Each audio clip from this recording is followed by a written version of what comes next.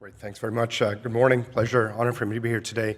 Title of the talk a little bit different, performance trials. I'm going to go through the performance 1, 2, and 3 trials, not necessarily about a challenge, but go through what the concept is.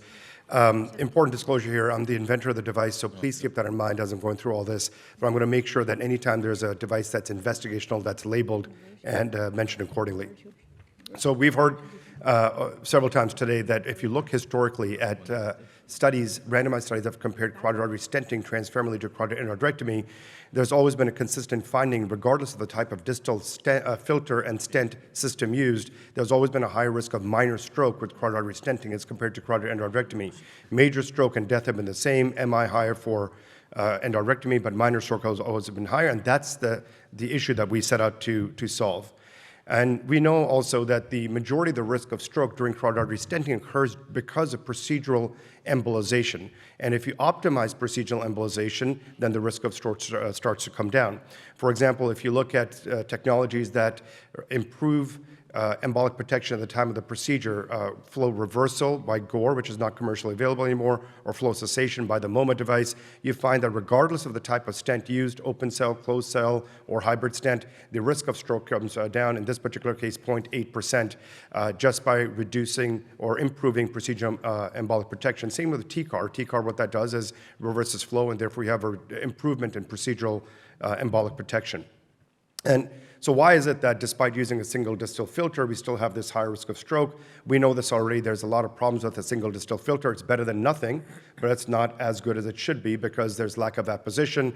Debris can get around the filters because of a shape mismatch, size mismatch, and all filters have pore sizes between 100 and 280 microns, and things that are smaller than that can get through. And all embolization, as you've heard already today, is important. And some of those, even if they don't cause stroke at the time, they do have other problems down the line in terms of cognitive deficits. I'll speak about that in just a moment. So the way we set about trying to solve this was to improve procedural embolic protection by integrating a filter onto the treatment device, whether it's just a balloon or a balloon and stent, make it a dual or a triple functional device. And the feature of this filter is that the physician dials it up to open it up to fully seal the vessel, so there's no space on the side, and it has 40 micron pores, so everything that gets through has more efficient embolic protection. This 2-in-1 system with a balloon and filter was then changed to a 3-in-1 system where a stent was added onto this called the Neuroguard stent. So you have a stent, balloon, and a filter all in one. The benefit of this being not just an efficient procedure, but also improving embolic protection by having a 40-micron system with a better seal around the vessel. And the way this works is like this, a quick video over here. You have a 6 French system. You first unsheath the filter. The filter is in a baseline closed position. The physician turns the knob in their hand, and as that opens up, the filter opens up, creates a full seal. You keep pulling the sheath back, the stent deploys. The post-dilation balloon is already there underneath, so you don't have to go in with a separate system. You post-dilate. The entire stenting and post-dilation is done with that 40-micron protection, and you pull the whole thing out in one setting. You're left behind with a stent that is a closed cell design stent. It's an asymmetrical hourglass design, very conformable, very flexible, very good radial strength as well. So the goal would be to minimize the number of steps, but also optimize embolic protection at the time of the procedure. This integrated filter was first tested in a bench model, in a flow model with other commercially available filters that are on the market right now in the US.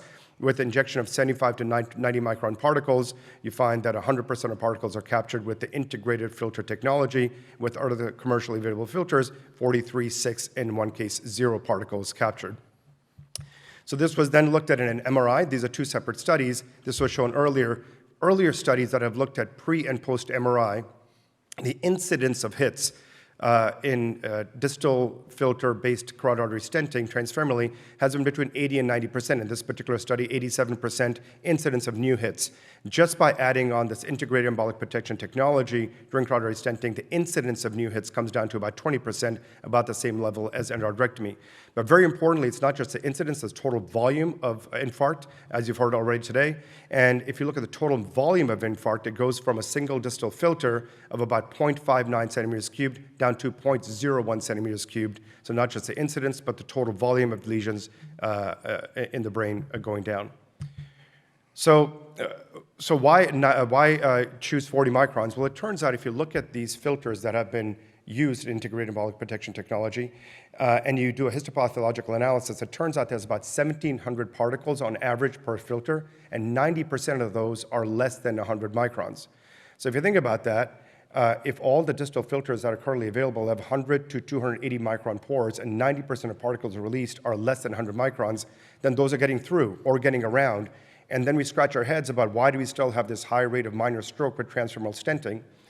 And then we use different filters and we use different stents, we have the same results. Well, the reason is that the embolic protection at the time of the procedure is not adequate. And this is Wei's data and others have shown that these these embolic particles are important not just in reducing the risk of stroke at the time of the procedure, but long-term cognitive effects are also important. So this 3-in-1 study, or the system was first studied in the Performance 1 study, which was a feasibility study in Europe. This was 67 patients, 9 European centers. And in that study, which has been published, no deaths, no strokes at 30 days, no deaths, no strokes at 1 year, 0 restenosis, independently adjudicated endpoints. So really great data using this integrated filter, showing that this hypothesis may have some value. So this was then moved on to the Performance 2 study, which was a US pivotal study, an ID study. This was 305 patients, high-risk patients, symptomatic and asymptomatic. The PIs were Bill Gray and Ralph Langhoff in Europe.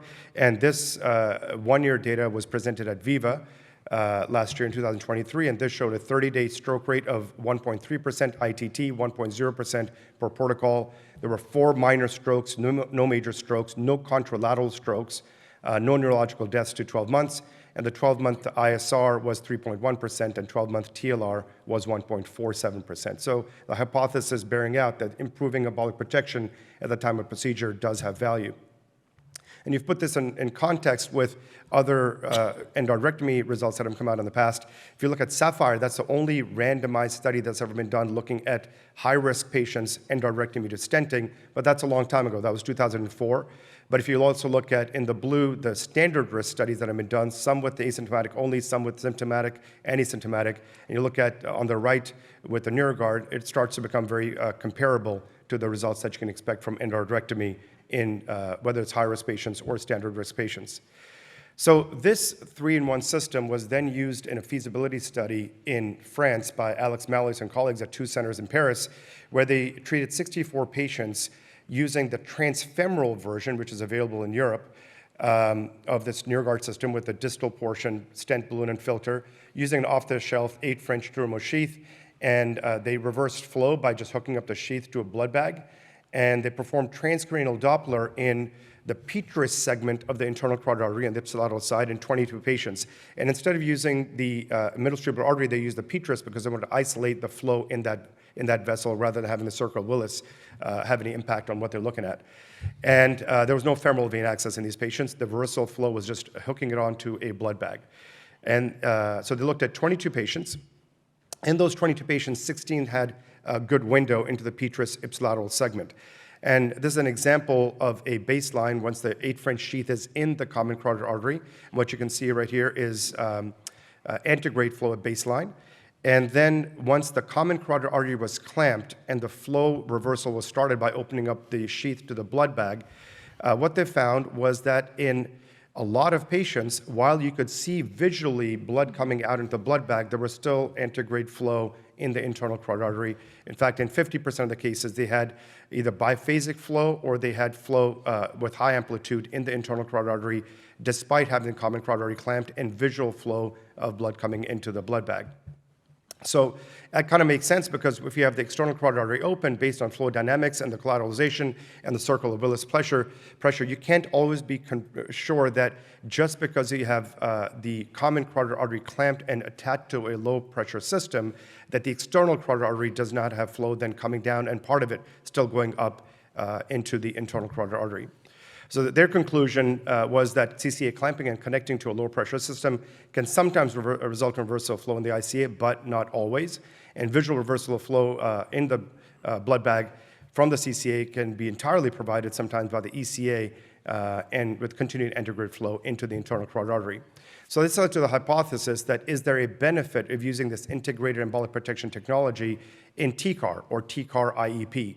And will that add benefit because of this presence of the external carotid artery and resulting in a belt suspenders approach. And this is the Performance 3 study. And Sean Lydon standing in the back, he's the PI of the study along with Chris Metzger. There's going to be 149 pivotal patients. The study is already enrolling, and so we'll see if this hypothesis bears out. Is there a benefit of having this filter in TCAR, which has already been shown to be of benefit in avoiding the aortic arch, and the data we've already seen of adding further value by including this filter. So in conclusion, the majority of the risk of stroke during carotid stenting we know is due to inadequate procedural embolic protection. 90% of the particles released during carotid stenting are less than 100 microns. Enhanced procedural embolic protection is the key to reducing this risk of stroke. Transfemoral carotid stenting with a Neuroguard system with a 40-micron pores has shown a 30-day stroke rate of 1.3%, with results bearing out to 1 year and no major strokes or neurological deaths to 1 year. TCD data suggests that clamping the common carotid alone during TCAR does not predictably reverse flow, and the use of Neuroguard during TCAR is now being evaluated in the Performance 3 study. Thank you.